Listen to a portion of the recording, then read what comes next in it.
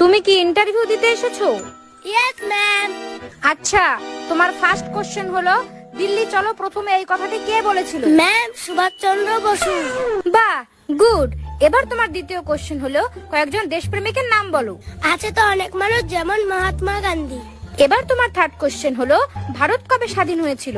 1942 সালে হওয়ার কথা ছিল, কিন্তু হইতে হইতে 1947 সালে হয়েছে। এবার তোমার লাস্ট কোশ্চেন হলো আকাশে কয়টা তারা আছে? সেটা তো জানা যায়নি, কিন্তু বিজ্ঞানীরা গবেষণা করছে। এবার তুমি যেতে পারো। নেক্সট। কি কি কোশ্চেন করলো রে? কোশ্চেন তো মনে নাই, উত্তর মনে আছে। সেইটাই ক। 1942 সালে হওয়ার কথা ছিল, কিন্তু 1947 সালে হয়েছে। আমারে তো সে সুজা করে দিলি, এই দুইটাই কি আইছিল? না, আরো তিনটা আছে। তাইলে এখনো জানা যায়নি, বিজ্ঞানীরা গবেষণা করতেছে।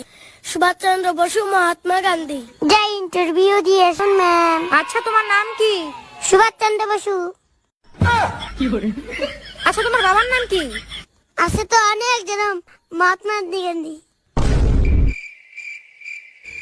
তাই তোমার জন্ম কবে হয়েছিল?